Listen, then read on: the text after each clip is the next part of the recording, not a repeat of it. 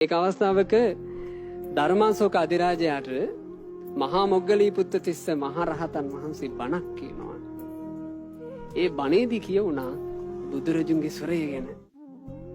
කුරවි කෙවිල්ල කියන කිරිල්ලියගේ නාදයටත් වඩා බුදුරජාණන් වහන්සේගේ හඬ ආශ්චර්යයිලු. එහෙම බණට කිව්වා.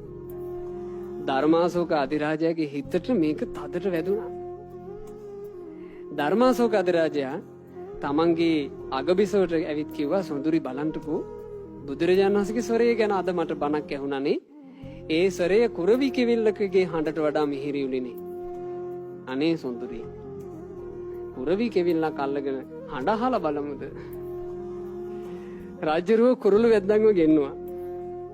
කුරුළු වැද්දන්ගෙන් ඇහුවා කුරවි කෙවිල්ලක් උඹලා දැකලා තියෙනවද? කිව්වා රයිතුමනි හිමාලයේ කඳු වලලු අතරේ ওই කුරවි කෙවිල්ලෝ ඉන්නේ. රයිතුමනි ගොඩාක් දුෂ්කරයි අල්ලගන්න එක. රජුරු කිව්වා දුෂ්කර වුණාට කමන්නේ අල්ලගෙන වරෙන් කිව්වා. ඉතින් අර කුරුළු වැද්දෝ මහන්සි වෙලා කොහොම හරි කුරවි කෙවිල්ලක් කිරිල්ලියක් ඇල්ලුවා. ආලලා ඔන්න රජගෙදරට ගෙනාව රංකුඩුවක දාලා රජගෙදරට ගෙනාවා. දැන් රජුරන්ට අප්‍රමාණ සතුටුයි කුරවි කෙවිල්ල දැකලා. රජුරෝ කියනවා මෙහෙම ඒ අඹ ගෙඩි මිදි ගෙඩි පෙන්න කියනවා කෑ ගසපන්කෝ මේකා කෑ ගහන්නේ. රජුරන්ට දැන් හරි කනස්සලුයි මෙච්චර ආසාවෙන් ගෙන්න ගත්තේ හඬ අහන්නයි මේකා කෑ ගහන්නේ. පුරෝහිතවරු කැඳවලා ඇහුවා පුරෝහිතවරුනි මේ කුරවි කෙවිල්ල කෑ ගහන්නේ නැත්තේ ඇයි? රජුනේ ඔය කෙවිල්ල නිකන් කෑ ගහන්නේ. එයාට එයාගේම જાතිය වෙන කෙනෙක් දකින්න ලැබුණොත් විතරයි එයා කෑ ගහන්නේ. දැන් එකෙක් අල්ලන්නත් සෑහෙන අමාරු නා. තව එකෙක් අල්ලනවා කියන එක අතිශයින් දුෂ්කරයි. රජුරන්ට එකපාර ඥානයක් පහළ වුණා. මැදපු රිදී තහඩුවක් අරගෙන ඇවිල්ලා කණ්ණාඩියක් වගේ ඇල්ලුවා අර කිරිල්ලට පේන විදිහට. කූඩු ඇතුලේ ඉන්න කිරිල්ල රැවටුණා මගේ જાතිය තව එකෙක් ඉඳී කියලා. ඒ කිරිල්ලි නද දුන්නා.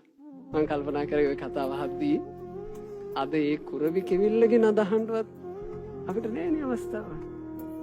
අද කුරවි කෙවිල්ල කියන්නේ මොකಾದ කියලා අපි දන්නේ නැහැ. ඒ කුරවි කෙවිල්ලගේ මිහිරි නාදයට මුළු රාජ්‍යම නිශ්ශබ්ද වුණා.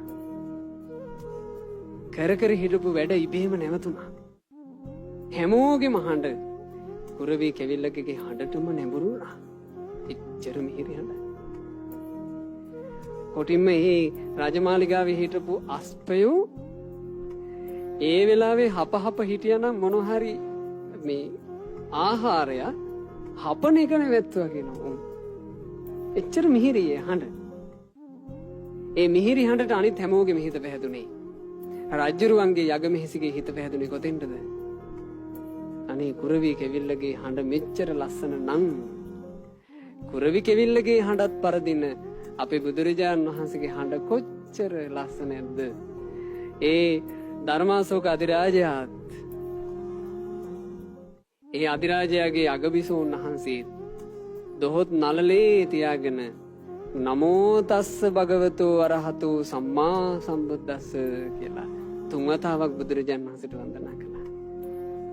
ඒ වන්දනාවෙන් යලි නැගිටිනකොට ධර්මාශෝක අධිරාජයාගේ ඇස්වල කඳුළු තිබ්බා.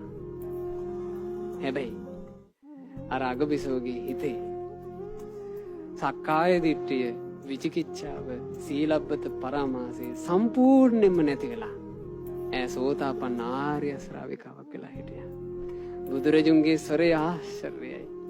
ඒ ආශ්චර්යවත් ස්වරය රැවුදුම් මේ පූජනීය භූමියේ ද්‍රෝණයක් 13 වහන්සේලා දරා වැඩ හිඳිනා ස්වර්ණමාලී මහා සෑ රජුන්ට නමස්කාර වේවා. සාදු සාදු සාදු